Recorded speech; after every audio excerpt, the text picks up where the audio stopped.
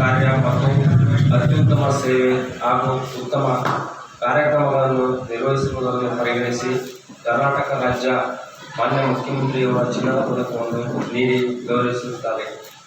2024-25ನೇ ಸಾಲಿನಲ್ಲಿ ಪ್ರಸ್ತುತರಾದ ಕೆ. ನಾಗರಾಜಪ್ಪ ಘಟಕಾಧಿಕಾರಿಗಳು, ಗೃಹರಕ್ಷಕ ದಳ ಹೊನ್ನಾಳಿ ಇವರಿಗೆ ಅಭಿನಂದನೆಗಳನ್ನು ಸಲ್ಲಿಸುವುದು ಸಂತೋಷದಾಯಕವಾಗಿದೆ.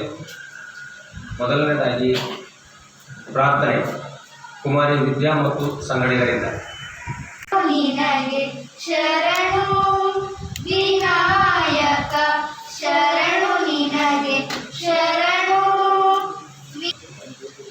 ಫಲದಾಯಕ, ನೀನೇ ವಿನಾಯಕ ಫಲದಾಯಕ, ನೀನೇ ವಿನಾಯಕ, ನೀ ಫಲದಾಯಕ, ನೀನೇ ವಿನಾಯಕ, ನೀ ಫಲದಾಯಕ, ನೀನೇ ವಿನಾಯಕ ಫಲದಾಯಕ, ನೀನೇ ವಿನಾಯಕ. ಸುಜಿತ್ ಕುಮಾರ್ ಸರ್ ಅವರು ಈ ಕಾರ್ಯಕ್ರಮಕ್ಕೆ ಬಂದು ಈ ಕಾರ್ಯಕ್ರಮದ ಕೇಂದ್ರ ಬಿಂದುವಾಗಿ ಹಾಗೂ ಅಧ್ಯಕ್ಷತೆಯನ್ನು ವಹಿಸಿಕೊಂಡಿರ್ತಾರೆ. ಅವರಿಗೆ ನಿಮ್ಮೆಲ್ಲ ಪರವಾಗಿ, ನಮ್ಮ ಘಟಕದ ಗೃಹರಕ್ಷಕರ ಪರವಾಗಿ ಸ್ವಾಗತವನ್ನು ಬಯಸ್ತೇವೆ. ಅದೇ ರೀತಿಯಾಗಿ ಡಿ.ಜಿ. ಶಾಂತನಗೌಡರು, ಮಾನ್ಯ ಶಾಸಕರು ನ್ಯಾಮತಿ ಹೊನ್ನಾಳಿ ಅವರು ಸಹ ಈ ಕಾರ್ಯಕ್ರಮಕ್ಕೆ ಬರಲಿದ್ದಾರೆ. ಅವರಿಗೆ ಪ್ರತ್ಯಕ್ಷವಾಗಿ ಹಾಗೂ ಪರೋಕ್ಷವಾಗಿ ಸ್ವಾಗತವನ್ನು ಬಯಸ್ತೇವೆ. ಅದೇ ರೀತಿಯಾಗಿ ಎಂ.ಪಿ. ರೇಣುಕಾಚಾರ್ಯ ಸರ್ ಅವರು ಮಾಜಿ ಸಚಿವರು ಹಾಗೂ ಮಾಜಿ ಶಾಸಕರು ನ್ಯಾಮತಿ ಹೊನ್ನಾಳಿ ತಾಲೂಕು. ಚೆನ್ನಪ್ಪ ಉಪವಿಭಾಗಾಧಿಕಾರಿಗಳು ಹೊನ್ನಾಳಿ ಇವರು ಸಹ ಈ ಕಾರ್ಯಕ್ರಮಕ್ಕೆ ಬರಬೇಕಾಗಿತ್ತು. ಕಾರಣಾಂತರದಿಂದ ಅವರಲ್ಲಿ ಬೆಂಗಳೂರು ಹೈಕೋರ್ಟ್ ಇದೆ, ನಾನು ಬರೋಕ್ಕಾಗಲ್ಲ ಅಂತೇಳಿ ಕಾರಣಾಂತರದಿಂದ ಹೋಗಿದ್ದಾರೆ. ಅವರಿಗೂ ಪ್ರತ್ಯಕ್ಷವಾಗಿ ಹಾಗೂ ಪರೋಕ್ಷವಾಗಿ ಸ್ವಾಗತವನ್ನು ಬಯಸುತ್ತೇನೆ. ಅದೇ ರೀತಿಯಾಗಿ ಮಾಲಿಂಗಪ್ಪ ಸರ್ ಎ, ನಿವೃತ್ತ ಜಿಲ್ಲಾ ಸಮಾಜಸ್ಥರು, ಇವರು ಸಹ ನಮ್ಮ ಕರೆಗೆ ಹೋಗ್ಬಿಟ್ಟು ತುಂಬ ಹೃದಯದಿಂದ ಬಂದು ಈ ಕಾರ್ಯಕ್ರಮದಲ್ಲಿ ಆಸೀನರಾಗಿದ್ದಾರೆ. ಅವರಿಗೂ ಸಹ ನಮ್ಮ ಘಟಕದ ಪರವಾಗಿ ಸ್ವಾಗತವನ್ನು ಬಯಸುತ್ತೇನೆ. ಅದೇ ರೀತಿಯಾಗಿ ನಮಗೆ ಪ್ರತಿಯೊಂದು ವಿಷಯದಲ್ಲೂ ಮಾರ್ಗದರ್ಶನವನ್ನು ಕೊಡ್ತಾ, ಯಾವುದೇ ಒಂದು ವಿಷಯಕ್ಕೆ ನಾವು ಕೇಳಿದಾಗ ಸ್ವಲ್ಪ ನಾವು ಬೇಜಾರು ಮಾಡದೆ ಇದನ್ನು ಹಿಂಗೆ ಮಾಡಿರಿ ಅಂತೇಳಿ ನಮಗೆ ತಿಳುವಳಿಕೆಯನ್ನು ನೀಡಿ ಮಾರ್ಗದರ್ಶಕರಾಗಿ ಎಂ.ಪಿ.ಎಂ. ಚನ್ನಬಸಯ್ಯ ಸರ್, ರಾಷ್ಟ್ರಪತಿ ಪ್ರಶಸ್ತಿತರು ಹೊನ್ನಾಳಿ, ಇವರು ಸಹ ಈ ಕಾರ್ಯಕ್ರಮದಲ್ಲಿ ಹಾಜರಾಗಿದ್ದಾರೆ. ಅವರಿಗೂ ಸಹ ನಮ್ಮ ಘಟಕದ ಪರವಾಗಿ ಸ್ವಾಗತವನ್ನು ಬಯಸುತ್ತೇನೆ. Doctor BH. ವೀರಪ್ಪ ಸರ್, ಇವರು ಸಹ ನಾವು ಅವ್ರಿಗೊಂದು ಕರೆಯನ್ನು ಕೊಟ್ಟಾಗ ಆಯಿತು ನಾನು ನಿಮ್ಮ ಕಾರ್ಯಕ್ರಮಕ್ಕೆ ಬರ್ತೀನಿ ಅಂತೇಳಿ ಅವರು ತುಂಬ ಹೃದಯದಿಂದ ಒಪ್ಕೊಂಡು ಈ ಕಾರ್ಯಕ್ರಮಕ್ಕೆ ಬಂದು ಕಾರ್ಯಕ್ರಮವನ್ನು ಯಶಸ್ವಿಯಾಗಿ ನಡೆಸಿಕೊಡ್ತಾರೆ ಅಂತೇಳಿ ಅವರಿಗೂ ಸಹ ಸ್ವಾಗತವನ್ನು ಘಟಕದ ಪರವಾಗಿ ಸ್ವಾಗತವನ್ನು ಬಯಸುತ್ತೇನೆ. ರಾಜೇಶ್ ಪಿ, ತಾಲೂಕು ದಂಡಾಧಿಕಾರಿಗಳು, ಇವರು ಸಹ ಬರಬೇಕಾಗಿತ್ತು, ಕಾರಣಾಂತರದಿಂದ ಅವರು ಬಂದಿಲ್ಲ. ಅವರಿಗೂ ಸಹ ಪ್ರತ್ಯಕ್ಷವಾಗಿ ಹಾಗೂ ಪರೋಕ್ಷವಾಗಿ ಸ್ವಾಗತವನ್ನು ಬಯಸುತ್ತೇನೆ. ಎಚ್. ಸುನೀಲ್ ಕುಮಾರ್ ಸರ್, ಆರಕ್ಷಕ ನಿರೀಕ್ಷಕರು, ಆರಕ್ಷಕ ಠಾಣೆ ಹೊನ್ನಾಳಿ, ಇವರು ಸಹ ಈ ಕಾರ್ಯಕ್ರಮಕ್ಕೆ ಬರಬೇಕಾಗಿತ್ತು, ಕಾರಣಾಂತರದಿಂದ ಅವರು ಬಂದಿಲ್ಲ. ಅವರಿಗೂ ಸಹ ಪ್ರತ್ಯಕ್ಷವಾಗಿ ಹಾಗೂ ಪರೋಕ್ಷವಾಗಿ ಸ್ವಾಗತವನ್ನು ಬಯಸುತ್ತೇನೆ. ಜಿ. ಸಂದೀಪ್ ಸರ್, ಉಪಸಮಾದೇಶರು, ಗೃಹರಕ್ಷಕ ದಳ ಪ್ರಾದೇಶಿಕ ತರಬೇತಿ ಕೇಂದ್ರ ದೇವರಬಳಿಕೆ, ಇವರು ಸಹ ಈ ಕಾರ್ಯಕ್ರಮಕ್ಕೆ ಬರಬೇಕಾಗಿತ್ತು, ಕಾರಣಾಂತರದಿಂದ ಅವರು ಸಹ ಬಂದಿಲ್ಲ. ಅವರಿಗೂ ಸಹ ಪ್ರತ್ಯಕ್ಷವಾಗಿ ಹಾಗೂ ಪರೋಕ್ಷವಾಗಿ ಸ್ವಾಗತವನ್ನು ಬಯಸುತ್ತೇವೆ. ಆರ್.ಎಚ್. ರಜಪೂತ್ ಸರ್, ನಿವೃತ್ತ ಉಪಸಮಾದೇಶರು, ಗೃಹರಕ್ಷಕ ದಳ, ಇವರು ಸಹ ಈ ಕಾರ್ಯಕ್ರಮಕ್ಕೆ ಬರಬೇಕಾಗಿತ್ತು, ಅವರು ಸಹ ಕಾರಣಾಂತರದಿಂದ ಬಂದಿಲ್ಲ. ಅವರಿಗೂ ಸಹ ಪ್ರತ್ಯಕ್ಷವಾಗಿ ಹಾಗೂ ಪರೋಕ್ಷವಾಗಿ ಸ್ವಾಗತವನ್ನು ಬಯಸುತ್ತೇವೆ. Shrimati Saraswati madam, staff officer, ಜಿಲ್ಲಾ ಗೃಹರಕ್ಷಕ ದಳ ದಾವಣಗೆರೆ, ಇವರು ಸಹ ನಮ್ಮ ಕರೆಗೆ ಹೋಗ್ಬಿಟ್ಟು ಈ ಕಾರ್ಯಕ್ರಮಕ್ಕೆ ಬಂದಿದ್ದಾರೆ. ಅವರಿಗೂ ಸಹ ನಮ್ಮ ಘಟಕದ ಪರವಾಗಿ ಸ್ವಾಗತವನ್ನು ಬಯಸುತ್ತೇವೆ. ಕಿಶೋರ್ ಸರ್, ಅಮೀನ್ ಬಾವಿ, ಜಿಲ್ಲಾ ಬೋಧಕರು, ಗೃಹರಕ್ಷಕ ದಳ, ಇವರು ಸಹ ಈ ಕಾರ್ಯಕ್ರಮಕ್ಕೆ ಬರಬೇಕಾಗಿತ್ತು, ಕಾರಣಾಂತರದಿಂದ ಅವರು ಬಂದಿಲ್ಲ. ಪ್ರತ್ಯಕ್ಷವಾಗಿ ಹಾಗೂ ಪರೋಕ್ಷವಾಗಿ ಅವರಿಗೂ ಸಹ ಸ್ವಾಗತವನ್ನು ಬಯಸುತ್ತೇವೆ. ರಾಘವೇಂದ್ರ ಎಂ ಮಾನ್ಯ ಮುಖ್ಯಮಂತ್ರಿ ಪದಗಳ ಪುರಸ್ಕೃತರು, ಘಟಕಾಧಿಕಾರಿಗಳು, ನ್ಯಾಮತಿ ಇವರು ಸಹ ಈ ನಮ್ಮ ಕಾರ್ಯಕ್ರಮಕ್ಕೆ ಬಂದಿದ್ದಾರೆ. ಕಾರಣಾಂತರದಿಂದ ಅವರ ಕಾರ್ಯದಲ್ಲಿ ನಿವೃತ್ತರಾಗಿದ್ದಾರೆ. ಅವರಿಗೂ ಸಹ ತುಂಬು ಹೃದಯದ ಸ್ವಾಗತವನ್ನು ಬಯಸುತ್ತೇನೆ. ಇದೇ ರೀತಿಯಾಗಿ ನಮ್ಮ ಏನು ಮಾನ್ಯ ಮುಖ್ಯಮಂತ್ರಿಗಳ ಚಿನ್ನದ ಪದಕ ಪುರಸ್ಕೃತರಿದ್ದಾರೆ, ಇವರಿಗೂ ಸಹ ಕೆ ನಾಗರಾಜಪ್ಪ ಸರ್ ಇವರಿಗೂ ಸಹ ತುಂಬು ಹೃದಯದ ಸ್ವಾಗತವನ್ನು ಬಯಸುತ್ತೇನೆ. ಹಾಗೆ ಈಗ ನಮ್ಮ ಕಾರ್ಯಕ್ರಮಕ್ಕೆ ನಮ್ಮ ಗೃಹ ರಕ್ಷಕರ ಶ್ರಮ ಕೆಲಸ ಬಹಳ ಅತ್ಯುತ್ತಮವಾದ್ದು. ಎಲ್ಲರೂ ಸಹ ನಮ್ಮ ಕರೆಗೆ ಹೋಗ್ಬಿಟ್ಟು ಪ್ರತಿಯೊಂದು ಕೆಲಸ ಕಾರ್ಯದಲ್ಲೂ ನಮಗೆ ಸಹಕಾರವನ್ನು ನೀಡಿದ್ದೀರಾ. ನಿಮಗೂ ಕೂಡ ನನ್ನ ತುಂಬು ಹೃದಯದ ಸ್ವಾಗತವನ್ನು ಬಯಸುತ್ತೇನೆ. ಮಾಧ್ಯಮದವರು, ನಮ್ಮ ಫೋಟೋಗ್ರಾಫರ್ ಮತ್ತು ಇಲ್ಲಿ ನಡೆದಿರ್ತಕ್ಕಂಥ ಎಲ್ಲ ನನ್ನ ಸಹಪಾಠಿಗಳು, ABCS ಎಲ್ಲರೂ ಸಹ ಎಲ್ಲರೂ ಸಹ ಈ ಕಾರ್ಯಕ್ರಮಕ್ಕೆ ಹಾಜರಿದ್ದೀರಾ. ತಮ್ಮೆಲ್ಲರಿಗೂ ಕೂಡ ತುಂಬು ಹೃದಯದ ಸ್ವಾಗತವನ್ನು ಬಯಸುತ್ತೇನೆ. ಕಾರ್ಯಕ್ರಮಕ್ಕೆ ಪೋಷಕರು ಹಾಗೂ ಸ್ನೇಹಿತ ಮಿತ್ರರು, ಆಮೇಲೆ ಮಕ್ಕಳು ಎಲ್ಲರೂ ಸಹ ಈ ಕಾರ್ಯಕ್ರಮಕ್ಕೆ ಪ್ರತ್ಯಕ್ಷವಾಗಿ ಆಗಮಿಸಿದ್ದೀರಾ. ತಮ್ಮೆಲ್ಲರಿಗೂ ತುಂಬು ಹೃದಯದ ಸ್ವಾಗತವನ್ನು ಬಯಸುತ್ತೇನೆ. ಶಿಕ್ಷಕರು ಮತ್ತು ನಮ್ಮ ಸ್ನೇಹಿತರಂತ ವಕೀಲರು ಸಹ ಬಂದಿದ್ದಾರೆ. ಅವರಿಗೂ ಸಹ ತುಂಬು ಹೃದಯದ ಸ್ವಾಗತವನ್ನು ಬಯಸುತ್ತೇನೆ. ನುಡಿಯನ್ನ ಮಾತನಾಡಿದರೆ ಡಾಕ್ಟರ್ ವೀರಪ್ಪ ಸರ್, ಜಿಲ್ಲಾ ನಿವೃತ್ತ ಕಮಾಂಡ್ ಸಾಹೇಬ್. ದೇಶ ವಾಸ್ತವಿಕದಲ್ಲಿ ಹೇಳಿದ್ದಾರೆ, ನಾನು ಭಾರತೀಯ, ಭಾರತ ನನ್ನ ದೇಶ, ದೇಶಕ್ಕಾಗಿ ನಾನು ವೈರಿಗೆ ಎದೆ ಕೊಟ್ಟು ದೇಶಕ್ಕೆ ಬೆನ್ನು ಕೊಟ್ಟು ನಾಡನ್ನು ಕಾಯುವ ಯೋಧನಿಗೆ ನನ್ನ ನಮನ. ಈ ರೀತಿಯ ಒಂದು ತತ್ವವನ್ನ, ಧ್ಯೇಯವನ್ನ ಸ್ವಯಂ ಪ್ರೇರಿತವಾಗಿ ನಮಗೆ ನಾವೇ ಒಪ್ಪಿಕೊಂಡು ಬಂದಿರುವಂತಹ ಸಂಸ್ಥೆ ಈ ನಮ್ಮ ಗೃಹರಕ್ಷಕರ ಸಂಸ್ಥೆ. ಯಾರು ನಾವು ನಮ್ಮ ವೇತನಕ್ಕೋ, ನಮ್ಮ ಪ್ರತಿಷ್ಠೆಗೋ, ನಮ್ಮ ಜೀವನಕ್ಕೋ ಬಂದಿಲ್ಲ. ಈ ಸಮಾಜದಲ್ಲಿ ನನ್ನ ಜೀವನದ ಜೊತೆಗೆ ನಾನು ಏನನ್ನಾದರೂ ಈ ಸಮಾಜಕ್ಕೆ ಕೊಡಬಹುದಾ? ಅದು ಹಣದ ರೂಪದಲ್ಲಿರುವವರು ಹಣದ ರೂಪದಲ್ಲಿ ಕೊಡ್ತಾರೆ, ಧನದ ರೂಪದಲ್ಲಿರುವವರು ಧನದ ರೂಪದಲ್ಲಿ ಕೊಡ್ತಾರೆ. ನಾವುಗಳನ್ನು ನಮ್ಮ ಸಮಯದ ರೂಪದಲ್ಲಿ ನಮ್ಮ ಸೇವೆಯನ್ನ ಈ ಸಮಾಜಕ್ಕೆ ಕೊಡ್ತಾ ಇದ್ದೇವೆ. ಆ ಒಂದು ಸೇವೆಯನ್ನ ಸಲ್ಲಿಸಿ ನಾವು ಈ ಸಮಾಜದಲ್ಲಿ ಈ ದೇಶ ನನಗೇನು ಕೊಡ್ತು ಅನ್ನೋದಕ್ಕಿಂತ ಈ ದೇಶಕ್ಕೆ ನಾನೇನನ್ನು ಕೊಟ್ಟಿದ್ದೇನೆ ಎಂಬುದನ್ನು ಪ್ರತಿಬಿಂಬಿಸುವುದಕ್ಕೋಸ್ಕರ ನಾವು ನೀವುಗಳು ಸೇರಿರುವಂತಹ ಒಂದು ಸಂದರ್ಭ. ಮೊನ್ನೆ ತಾನೇ ಆಗಿದೆ ಯುಗಾದಿ ಹಬ್ಬ, ಇವತ್ತು ಆಗ್ತಾ ಇದೆ ನಮ್ಮ ಗೃಹರಕ್ಷಕರ ಹಬ್ಬ. ಅದು ಯುಗಾದಿ ಹಬ್ಬ ಆಗಿದ್ರೆ ಇವತ್ತು ನಮ್ಮ ಮರು ಯುಗಾದಿ. ನಮ್ಮ ನಾಗರಾಜ್ ಅವರು ಅಂತ ಒಂದು ಅವಕಾಶವನ್ನು ನಮಗೆಲ್ಲರಿಗೂ ಕೂಡ ಕಲ್ಪಿಸಿಕೊಟ್ಟಿದ್ದಾರೆ. ಅಂತ ಒಂದು ಹಬ್ಬವನ್ನು ನಾವು ನೀವು ಸಡಗರದಿಂದ ಸಂಭ್ರಮದಿಂದ ಆಚರಿಸುವಂತಹ ಒಂದು ಸಂದರ್ಭ. ಇಲ್ಲಿ ಸ್ವಯಂ ಸೇವೆಗಾಗಿ ನಾವು ಬಂದಿದ್ದೇವೆ ಹೊರತು ಬೇರೆ ಯಾವ ಫಲಾಪೇಕ್ಷೆಗೂ ಕೂಡ ನಾವು ಬಂದಿಲ್ಲ. ಸಂಸ್ಥೆಯ ಹಿಂದಿನ ನಮ್ಮ ಕಾಲಾಂತರಕ್ಕೂ ಇವತ್ತಿಗೂ ಕೂಡ ನೋಡಿದ್ರೆ ಸ್ವಯಂ ಸೇವೆ ಸಾಕಷ್ಟು ಮೌಲ್ಯವನ್ನ ಕಳೆದುಕೊಳ್ತಾ ಇದೆ.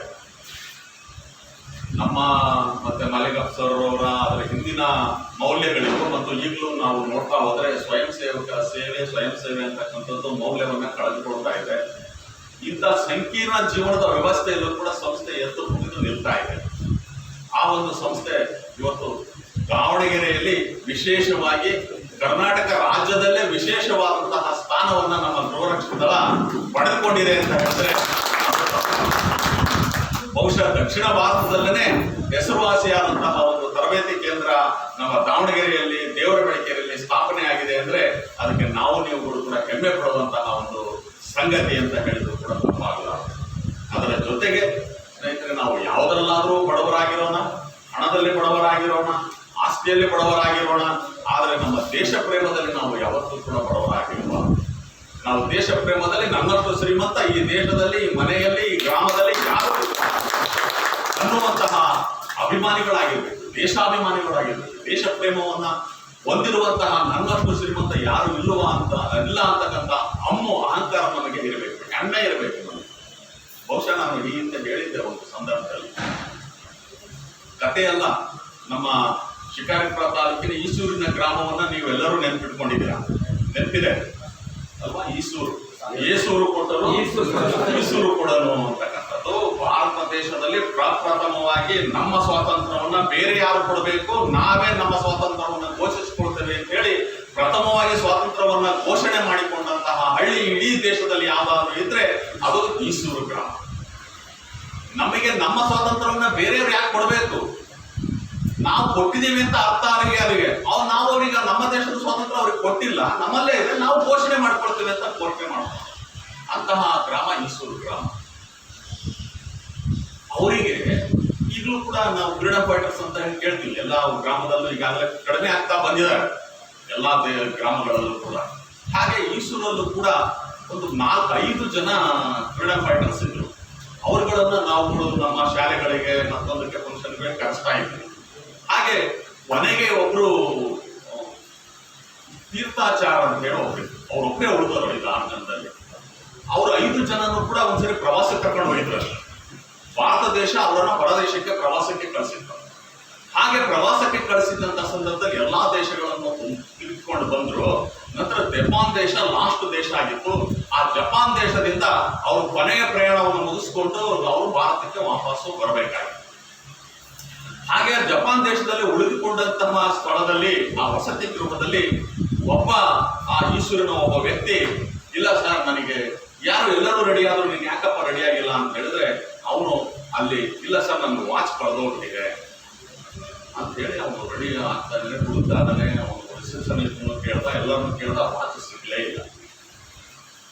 ಇಲ್ಲ HMT ವಾಚ್, ನಿಮಗೆ ಗೊತ್ತಿದೆ HMT ವಾಚ್ ಅಂದ್ರೆ ಆಗಿನ ಕಾಲದಲ್ಲಿ ಎಷ್ಟು ಬೆಲೆ ಇತ್ತು ಅಂತ ಹೇಳಿ. HMT ವಾಚ್ ನನಗೆ ಅಷ್ಟು ಕಷ್ಟಪಟ್ಟು ಕೊಡಿಸಿದ್ರು, ನನ್ನ ಪರೀಕ್ಷೆಗೆ ಹೇಗೆ ಹೋಗೋದು ಅಂತ ಹೇಳಿ ಗೊತ್ತಾಗ್ತಾ ಇಲ್ಲ. ಈಗ ಇರ್ಲಿ ಬರ್ರಿ ಅಂದ್ರು. ಫ್ಲೈಟ್ ಟಿಕೆಟ್ ಬುಕ್ ಆಗಿಬಿಟ್ಟಿತ್ತು. ಎಲ್ಲರೂ ಫ್ಲೈಟಿಗೆ ಬಂದ್ರು, ಏರ್ಪೋರ್ಟಿಗೆ ಬಂದ್ರು. ಆಗ ಆ ಹೋಟೆಲಿನ ಮಾಲೀಕ ಏನಿದಾನೆ ಅವನು ಓಡಿ ಬಂದ, ನಿಲ್ರಿ ತಡೀರಿ ಅಂತ ಹೇಳಿ. ಫ್ಲೈಟ್ ಇನ್ನೇನು ಟೇಕ್ ಆಫ್ ಆಗ್ಬೇಕು. ಆ ಮೂಮೆಂಟಿಗೆ ಆ ರಿಸೆಪ್ಷನಿಸ್ಟ್ ಬಂದು ಇಲ್ಲ ತಗೊಳ್ಳಿ ನಿಮ್ಮ ವಾಚ್ ಅಂತ ಹೇಳಿ ಆ ಬಾಕ್ಸ್ ಅನ್ನು ತೆಗೆದು ನೋಡಿದ. ಅದು ಇವನ ವಾಚ್ ಆಗಿರಲಿಲ್ಲ.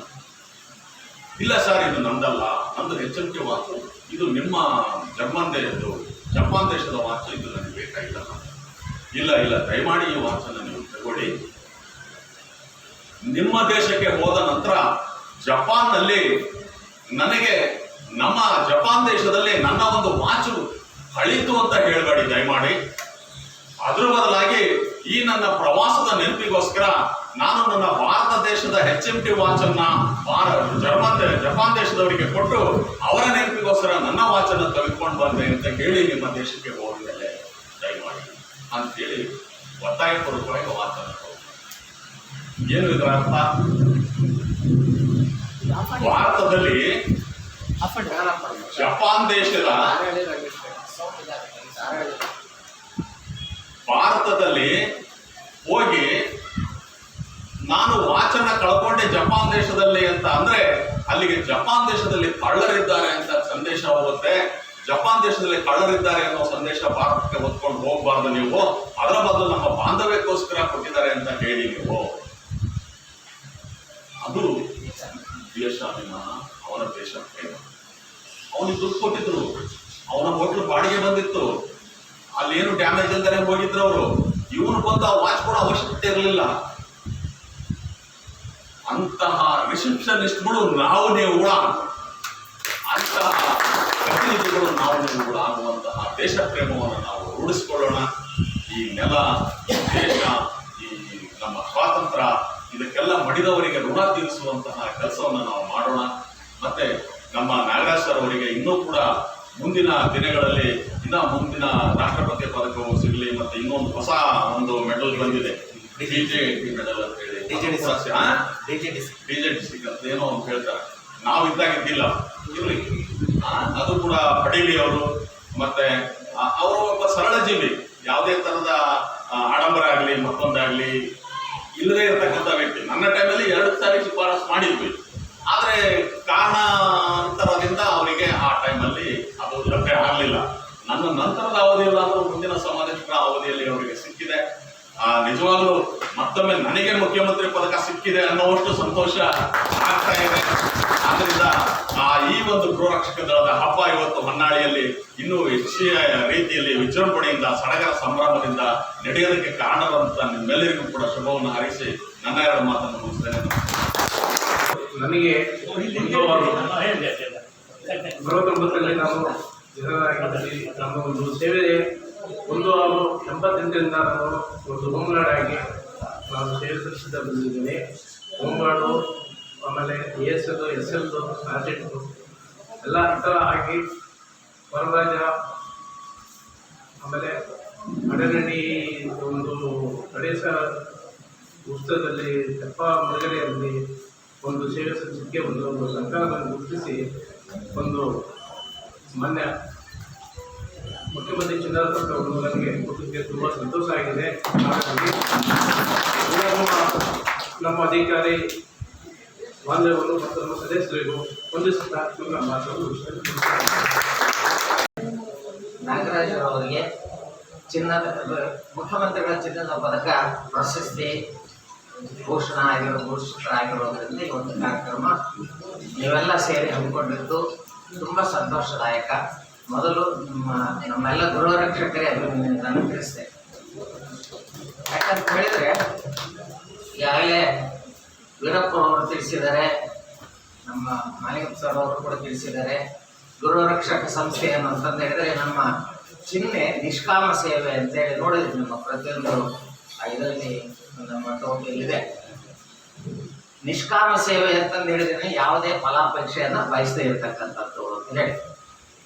ಆಮೇಲೆ ಕೆಲವು ಸಂದರ್ಭ ಬಂದಾಗ ಮತ್ತೆ ಹೇಗೆ ಜೀವನ ಮಾಡಬೇಕು ಅನ್ನೋ ಪ್ರಶ್ನೆ ಬಂದಾಗ ಸರ್ಕಾರ ಕಾಲಕ್ರಮೇಣ ಅವರಿಗೆ ಭತ್ಯೆಯನ್ನು, ದಿನಭತ್ಯೆ ಮತ್ತು ಏನು ಡ್ಯೂಟಿ ಭತ್ಯೆಯನ್ನು ಕೊಡ್ತಾ ಬಂದಿದ್ದಾರೆ. ಸ್ವಲ್ಪ ಮುಂಚಿತವಾಗಿ ನಾನು ಹೊನ್ನಾಳಿಯಲ್ಲಿ ಗೃಹರಕ್ಷಕ ಸಂಸ್ಥೆ ಯಾವ ಸಾಧನೆ ಆಯಿತು ಅನ್ನೋದ್ರ ಬಗ್ಗೆ ಒಂದೆರಡು ಮಾತಾಡಲಿಕ್ಕೆ ಇಷ್ಟಪಡ್ತಾ ಇದ್ದಾರೆ. 1977ರಲ್ಲಿ ಮಾನ್ಯ ಕಾಡಸಿದ್ದಪ್ಪನವರು ನಮ್ಮ ಹೊನ್ನಾಳಿಯ ಶಾಸಕರಾಗಿದ್ದರು. ಮಾನ್ಯ ಮುಖ್ಯಮಂತ್ರಿಗಳಾಗಿ ಬಂಗಾರಪ್ಪನವರು ಮುಖ್ಯಮಂತ್ರಿಗಳಾಗಿದ್ದರು. ಆ ಸಂದರ್ಭದಲ್ಲಿ ಈ ಗೃಹರಕ್ಷಕ ಸಂಸ್ಥೆ ನಮ್ಮ ಹೊನ್ನಾಳಿಯಲ್ಲಿ ಪ್ರಾರಂಭ ಆಯಿತು. ಅದಕ್ಕೂ ಮುಂಚೆ ಈ ಗೃಹರಕ್ಷಕ ಸಂಸ್ಥೆಯ ಸ್ಥಾಪನೆ ಆಗಿರ್ತಕ್ಕಂಥದ್ದು 2ನೇ ಜಾಗತಿಕ ಮಹಾಯುದ್ಧದಲ್ಲಿ ಅಂತಂದೇ ನಾವೆಲ್ಲ ತಿಳ್ಕೊಂಡಿದ್ದು. ಇದ್ರ ಉದ್ದೇಶ ಇಷ್ಟೇ, ಆಪತ್ತಿನಲ್ಲಿರ್ತಕ್ಕಂಥವ್ರಿಗೆ, ವಿಪತ್ತಿನಲ್ಲಿರ್ತಕ್ಕಂಥವ್ರಿಗೆ ಸಹಾಯ ಸಹಕಾರ ಮಾಡ್ತಕ್ಕಂಥದ್ದು ಸಾರ್ವಜನಿಕರ ಕರ್ತವ್ಯ ಅನ್ನೋದನ್ನು ತಿಳಿಸಿಕೊಟ್ಟು ಈ ಸಂಸ್ಥೆ ಪ್ರಾರಂಭ ಆಯಿತು. ಆಮೇಲೆ ಈ ಸಂಸ್ಥೆಯಲ್ಲಿ ಯಾರು ಸೇರ್ಬೋದು ಅಂತ ಅನ್ನೋದಕ್ಕೆ ನಾವು ಹೇಳ್ತೀವಿ. ಕೆಲಸದೇ ನಾನು ಒಂದು ನೆನಪು ಬರ್ತಾ ಇದೆ. ಕನ್ಯೆ ನೋಡಕ್ ಹೋದಂತ ಒಬ್ಬ ಹೋಮ್ ಗಾರ್ಡ್ ಏನ್ ಹೇಳಿದಂತೆ, ನಾನು ಹೋಮ್ ಗಾರ್ಡ್ಸ್ ಡ್ಯೂಟಿಯಲ್ಲಿದ್ದೇನೆ, ಹೋಮ್ ಗಾರ್ಡ್ಸ್ ನೌಕರಿ ಇದೆ ನನಗೆ ಅಂತ ಹೇಳಿ ಕನ್ಯೆ ಪಡ್ಕೊಂಡಂಥವರು ಕೂಡ ಇದ್ದಾರೆ.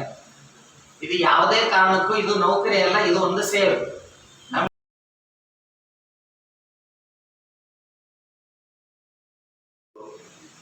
ಮಧ್ಯಾಹ್ನದ ಶುಭೋದಯ ಹೇಳ್ತಾ ಎಲ್ಲರಿಗೂ ಒಂದೇ ಸ್ವಾಗತ ಒಂದನೇ ತಿಳಿಸ್ತಿದ್ದೀನಿ. ಯಾಕಂದ್ರೆ ಸಮಯದ ಅಭಾವ, ಎಲ್ಲರಿಗೂ ಬೇಜಾರಾಗೋದು ಬೇಡ. ಹಾಗಾಗಿ ನಮ್ಮ ಮತ್ತೆ ನಾಗರಾಜಪ್ಪರ ಬಾಂಧವ್ಯ 2000 ಇಸ್ವಿಯಿಂದ ಸ್ಟಾರ್ಟ್ ಆಯಿತು. ಆದರೆ ಏನಪ್ಪ ಅಂದರೆ ಹೆಚ್ಚು ಕಡಿಮೆ 2000 ಸ್ಟಾರ್ಟ್ ಆದ್ರೂ 2011 ತನಕ ಅವರು ನಾವು ಜೊತೆಗೆ ಒಂದು ಡ್ಯೂಟಿನೂ ಮಾಡಲಿಲ್ಲ. ಯಾಕೆಂದರೆ ಹೊನ್ನಾಳಿಯಲ್ಲಿ ಮಾಡ್ತಾ ಇದ್ರು. ನ್ಯಾಮತಿಯವ್ರು ಮಾತ್ರ ಸಬ್ ಯೂನಿಟ್ ಆಗಿಕ್ಕೆ ಡೈರೆಕ್ಟ್ ಆಗಿ ದಾವಣಗೆರೆ ಹೋಗ್ತಿದ್ವಿ. ಹಂಗಾಗಿ ಮಾಲಿಂಗಪ್ಪ ಸರ್ ಹತ್ರ ಎನಿ ಟೈಮ್ ನಾವು ಅಲ್ಲಿ ಫಸ್ಟ್ ರಿಪೋರ್ಟ್ ಆಗಿ ಅವರು ಸಂಜೆ ತನಕ ಇದು ಮಾಡಿಕೊಂಡು ಮತ್ತೆ ಬಸ್ ಇಲ್ದಂಗೆ ರಾತ್ರಿ ಬಂದು 11 ಗಂಟೆಗೆ ಯಾವ್ದಾದ್ರು ಟ್ರಕ್ಕು ಮತ್ತೊಂದು ಹಿಡ್ಕೊಂಡು ನ್ಯಾಮತಿ ಹೋಗೋಂಥ ಪರಿಸ್ಥಿತಿ. ಆಗಿನ ಕಾಲದಲ್ಲಿ ನಾವು ಸೇರಿ ಇಷ್ಟು ಕಷ್ಟಪಟ್ಟು ಬಂದ್ವಿ. ಈಗಾದ್ರೂ ನಿಮ್ಗಾದ್ರೂ ಬಸ್ ವಾರಂಟ್ ಇದೆ, ನಮ್ಗೆ ಯಾವುದೇ ಬಸ್ ತರ ವಾರಂಟ್ ಇದ್ದಿಲ್ಲ. ಸರ್ TAD ಅವರೇ ಬಿಲ್ ಪಾಸ್ ಮಾಡಿಸ್ತಾ ಇದ್ರು. ಇಂಥ ಕಷ್ಟದಲ್ಲಿ ನಾವು ಬಂದ್ವಿ. ನಂತರ ಮರಳು ಡ್ಯೂಟಿ ಅಂತ ಏನು ಬಂತಲ್ಲ, ಆ ಟೈಮಲ್ಲಿ ನಮಗೂ ನಾಗರಾಜಪ್ಪರಿಗೂ ಬಾಂಧವ್ಯ ಸ್ಟಾರ್ಟ್ ಆಗಿದ್ದು. ಅಲ್ಲಿಂದ ಜೊತೆಗೆ ಡ್ಯೂಟಿ ಸ್ಟಾರ್ಟ್ ಮಾಡಿಕೊಂಡು ಇವಾಗ ಎಲ್ಲೇ ಹೋದ್ರು, ದಾವಣಗೆರೆಗೆ ಹೋದ್ರು ಎಲ್ಲರೂ ಈಕ್ವಲ್ ಆಗಿ ಆಗ್ತಾ ಇದ್ದಾರೆ. ಇದು ತುಂಬಾ ಚೆನ್ನಾಗಿ ನಮ್ಗೀಗ ಒಂದು ಬಾಂಧವ್ಯ ಕೂಡ ಬಂತು. ಅಲ್ಲಿಂದ ನಮ್ಮ ನಾಗರಾಜಪ್ಪರು ಬಾಂಧವ್ಯ ಕೂಡ ಬಂತು. ಅವ್ರು ಹೆಂಗೆ ಅಂತೇಳಿ, ನಾಗರಾಜಪ್ಪರು ಇದಕ್ಕಿಂತಲೂ ಹೆಚ್ಚಿನ ಸೇವೆ ಮಾಡಿದ್ದಾರೆ. ಅವ್ರಿಗೆ ಯಾಕಪ್ಪ ಪ್ರಶಸ್ತಿ ಲೇಟಾಗಿ ಬಂತು ಅನ್ನೋದಕ್ಕೆ ನಾನು ಹೇಳಲಿಕ್ಕೋಸ್ಕರ ಇಲ್ಲಿ ಬಂದೆ ಅಷ್ಟೇ. ಅವರು ನಾಗರಾಜಪ್ಪರು ಏನ್ ಮಾಡಿದ್ದಾರೆ ಅಂದ್ರೆ ಎಲ್ಲಾ ಕೆಲಸಗಳನ್ನು ಮಾಡ್ತಾರೆ, ಆದ್ರೆ ರೆಕಾರ್ಡ್ ಅಂತ ಡಾಕ್ಯುಮೆಂಟ್ ಅಂತ ಇವತ್ತಿಗೂ ಯಾವುದೂ ಸೇವ್ ಮಾಡಲಿಲ್ಲ. ಇದೇ ಒಂದು ಅವ್ರು ಮಾಡಿದ್ದು ಒಂದು ತಪ್ಪು. ಇಲ್ಲದೇ ಇದ್ದಿದ್ರೆ ಇವತ್ತು ಆ್ಯಕ್ಚುಲಿ ರಾಷ್ಟ್ರಪತಿ, ಡಿಸ್ಕು, ಮುಖ್ಯಮಂತ್ರಿ ಪ್ರತಿಯೊಂದು ಅವ್ರು ತಗೊಂಡವರು. ಇಲ್ಲಂದಿದ್ರೆ ಇವತ್ತು ಅವ್ರು ನಮ್ಗಿಂತನೂ ಸೀನಿಯರ್ ತರದನ್ನೇ ಅಲ್ಲಿ ಮುಖ್ಯಮಂತ್ರಿ ತಗೊಂಡು ಮತ್ತೊಂದು ತಗೊಂಡಿರೋರು. ಆಮೇಲೆ ಒಂದ್ಸರಿ ನಾನೇ ಹೆಂಗೆ ಬೈದೆ, ಅಣ್ಣ ನಾವು ಮೊನ್ನೆ ಬಂದಿರೋರೆಲ್ಲ ಇದು ಮಾಡ್ತಾ ಇದ್ದೀವಿ, ನೀವು ಯಾಕೆ ಇದು ಮಾಡ್ತಾ ಇಲ್ಲ ಅಂದಾಗ ಅದ್ರ ಬಗ್ಗೆ ನಮ್ಗೆ ಏನು ಗೊತ್ತಿರುತ್ತಪ್ಪ ರೆಕಾರ್ಡ್ ಅಂದಾಗ ಅವ್ರಿಗೆ ಅವಾಗಿಂದ ಒಂದೊಂದೇ ರೆಕಾರ್ಡ್ಗಳನ್ನ ನಾನು ಜೋಡಿಸ್ಕೊಡ್ಲಿಕ್ಕೆ ನಾನು ಪ್ರಾರಂಭ ಮಾಡಿದೆ ಸರ್. ಹಾಗಾಗಿ ಅವರೆಲ್ಲ ರೆಕಾರ್ಡ್ ಸೇವ್ ಮಾಡಿ ಇದು ಮಾಡ್ಕೊಂಡ್ರು. ನಾಗರಾಜಪ್ಪ ಅವರು ಬರೇ ಈ ನಮ್ಮ ಹೋಮ್ ಗಾರ್ಡ್ಸಿಂದ ಅಷ್ಟೇ ಅಲ್ಲದೆ ಪೊಲೀಸ್ನವರು ಪ್ರತಿಯೊಬ್ಬ ಪೊಲೀಸು ಇವತ್ತು ನೆನ್ಪು ಯಾಕೆ ಮಾಡ್ಕೊತಾರೆ ಅನ್ನೋದಕ್ಕೆ ನಾನು ಒಂದು ಸರಳವಾಗಿ ಉದಾಹರಣೆ ಕೊಡ್ತೀನಿ.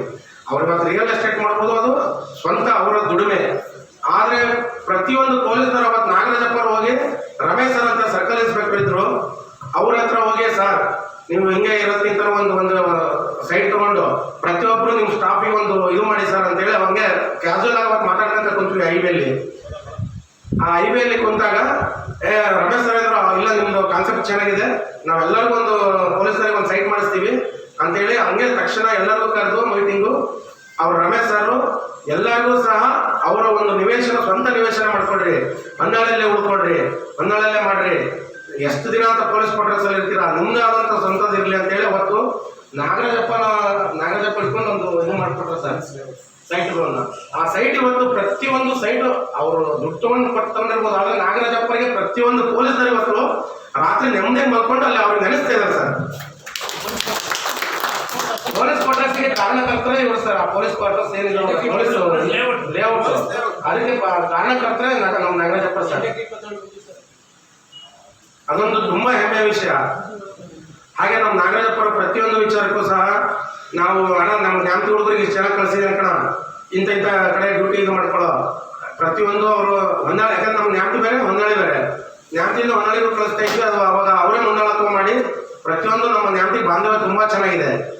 ಹಾಗಾಗಿ ಅವರು ನಾಗರಾಜಪ್ಪರಿಗೆ ಇನ್ನೇನು ಒಂದು 2-3 ವರ್ಷ ಇದೆ, ಆದಷ್ಟು ಬೇಗ ಅವ್ರಿಗೂ ಇನ್ನೊಂದು ರಾಷ್ಟ್ರಪತಿ ಒಂದು ಬರಲಿ ಅಂತ ಹೇಳಿ ನಮ್ಮ ಆಶೆ ವ್ಯಕ್ತಪಡಿಸ್ತಾ ಅವರಿಗೆ ದೇವರ ಆಯುರ್ವೇದ ಕೊಡಲಿ, ಮತ್ತೆ ಇದೇ ರೀತಿ ಸೇವೆ ಮಾಡೋ ಅವಕಾಶ ಕೊಡಲಿ ಅಂತೇಳಿ ಈ ಮೂಲಕ ಇದು ಮಾಡ್ತಾ ಇದ್ದೀನಿ ಸರ್. ಆಮೇಲೆ ನಮ್ಮ MLA ಸಾಹೇಬರಿಗೆ ಬೇಜಾರಾಗ್ತಿದ್ರೆ ಒಂದೆರಡು ವರ್ಡ್ಸ್ ಕೇಳಕ್ಕೆ ಇದು ಇಲ್ಲ, ಗುರುವಾದ ಸ್ಥಾನದಲ್ಲಿದೆ ಸರ್. ನಮ್ಮ ನ್ಯಾಮತಿ ಮತ್ತೆ ಹೊನ್ನಾಳಿಗೆ ದಯವಿಟ್ಟು ನಿಮ್ಮದೇ ಆದ ಒಂದು ಇದಿದೆ ಸರ್ ಈಗ ಸರ್ಕಾರ. ಹಾಗಾಗಿ ಒಂದು ಸಣ್ಣ ನಿವೇಶನ ಮತ್ತು ಕಟ್ಟಡ ದಯವಿಟ್ಟು, ಯಾಕಂದ್ರೆ ನಾವೆಲ್ಲೇ ಬಂದು ಡ್ರೆಸ್ ಚೇಂಜ್ ಮಾಡ್ಕೊಂಡು ಬರ್ಬೇಕು ಅಂದ್ರೆ ರೋಡಲ್ಲಿ ಮಾಡ್ಕೊಳ್ಳೋಂಥ ಪರಿಸ್ಥಿತಿ ಬಂದಿದೆ ಸರ್. ನೋಡೋರಿಗೆ ಅಸಹ್ಯ ಆಗುತ್ತೆ. ತಮ್ಮ ಒಂದು ಅಧ್ಯಕ್ಷತೆಯಲ್ಲಿ ಆದಷ್ಟು ಬೇಗ ಇದೊಂದು ಮಾಡ್ಕೊಡ್ಬೇಕಂತೇಳಿ ನ್ಯಾಮತಿ ಮತ್ತು ಹೊನ್ನಾಳಿ, ಬರೀ ನಾವು ನ್ಯಾಮತಿ ಅಷ್ಟೂ ಹೇಳ್ತಿಲ್ಲ ಸರ್, ಎರಡಕ್ಕೂ ತಾವೇ ಅವಳಿಗೆ ತಾಲೂಕಿಗೆ ಆಗಿರೋದ್ರಿಂದ ನ್ಯಾಮತಿಗೆ ಆಗಿದೆ ಸರ್. ಅದು ಸೈಟು ಸ್ವಲ್ಪ ಇದಿದೆ ಸರ್, ಬರೀ ಗುಂಡಿ ಇದ್ರ ಮೇಲೆ ಕೊಳಚೆ ಗುಂಡಿ ಮೇಲೆ ಕೊಟ್ಟಾರೆ, ಕಾಲೇಜಿನ ಬಗ್ಗೆ ಕೊಟ್ಟಾರೆ ಸರ್. ಅದು ಆಗದೇ ಇರೋ ಸರ್, ಅದು ಫೈರ್ ಸ್ಟೇಷನ್ ಪಕ್ಕನ ಅಲ್ಲ ಸರ್. ಮತ್ತೆ ಹೊನ್ನಾಳಿ ಗೃಹ ರಕ್ಷಕರ ಪರವಾಗಿ ಕೇಳ್ಕೊಂತ ಇದ್ದೀನಿ, ದಯವಿಟ್ಟು ಅನ್ಯತಾ ಏನಾದ್ರು ಮಾತಾಡಿದ್ರೆ, ತಪ್ಪು ಮಾತಾಡಿದ್ರೆ ಕ್ಷಮಿಸಬೇಕಾಗಿ ಗೃಹರಕ್ಷಕರಲ್ಲಿ ತಮ್ಮನ್ನು ತಪ್ಪಿಸಿಕೊಂಡು ತಮ್ಮೆಲ್ಲರ ಜೊತೆ ಸಹೋದರನಾಗಿ ಬಹಳ ಪ್ರೀತಿಯಿಂದ ಕೆಲಸ ಮಾಡಿದರೆ ಅವರಿಗೆ ಮಾನ್ಯ ಮುಖ್ಯಮಂತ್ರಿಗಳ ಚಿನ್ನದ ಪದಕ ಪ್ರಶಸ್ತಿ ಪುರಸ್ಕಾರ ಅಭಿನಂದನಾ ಸಮಾರಂಭದಲ್ಲಿ ಪಾಲ್ಗೊಳ್ಳೋದು ನಮ್ಮ ಅದೃಷ್ಟ ಅಂತ ಭಾವಿಸ್ತೀನಿ. ಯಾಕಂದ್ರೆ ನಮ್ಮ ಹಳ್ಳಿಗಳ ಗಾದೆ ಅಂದ್ರೆ ಸಂಬಳ ಇಲ್ಲ ಸಾಲಿಗಿಲ್ಲ ನನ್ಗೆ ಅದು ಜಮೀದಾರ ಅನ್ನಂಗೆ. ಈಗ ಯಾರು ಪೊಲೀಸರಿಗೆ ಅವರು ಎಲ್ಲ ಸರ್ಕಾರಿ ನೌಕರಿ ಭದ್ರ ಇರ್ತಾರೆ, ಅವ್ರ ನಿಮಗೆ ಭದ್ರತೆ ಇಲ್ಲ. ಕರ್ತ ಬರ್ತಿರ್ಬೇಕು, ಕೆಲಸ ಮಾಡ್ತಿರ್ಬೇಕು, ಡ್ಯೂಟಿಗೆ ಇಟ್ಟಿರ್ಬೇಕು, ಯಾರ ಕಲ್ಲು ಹುಡುಗ್ರೆ ಬಡಿಸಿರ್ಬೇಕು, ಬಯಸಿರ್ಬೇಕು, ಹೋಗ್ಬೇಕು. ನೀವು ಗೌರವ ಕೆಲಸ ಮಾಡ್ತೀರಿ. ಈ ಒಂದು ಸಮಾರಂಭದಲ್ಲಿ ಗೌರವ ಶಾಸಕರ ಎಲ್ಲ ಈ ಗೃಹ ರಕ್ಷಣಾ ಇಲಾಖೆ ಹಿರಿಯ ಸಂಬಂಧಪಟ್ಟ ಅಧಿಕಾರಿಗಳು ಸುಜಿತ್ ಕುಮಾರ್ ಅವರು, ಬಹಳಷ್ಟು ಜನ ಮುಖಂಡರು, ಮಾಲೀಕರು. ಹೀಗಾಗಿ ಹಲವಾರು ಬಂದಿದೆ ನಿವಾರಣೆ ಬೇರೆ ಬೇಕಾದ್ರೆ ಹೋಗಿದ್ದೆ. ಶುಭವಾಗಲಿ, ನಾಗರಾಜಪ್ಪ ಕುಟುಂಬಕ್ಕೆ ತಮಗೂ ಒಳ್ಳೇದಾಗಲಿ ಅಂತೇಳಿ ಭಗವಂತನಲ್ಲಿ ಪ್ರಾರ್ಥನೆ ಮಾಡಿ, ಅನಿವಾರ್ಯವಾಗಿ ಶಾಸಕರಿಗೆ ಗೊತ್ತಿದೆ ನಾನು ಯಾವ ಕಾರ್ಯಕ್ರಮಕ್ಕೆ ಹೋಗ್ತೀನಿ ಅಂತೇಳಿ ಎಲ್ಲರಲ್ಲಿ ಧನ್ಯವಾದಗಳು.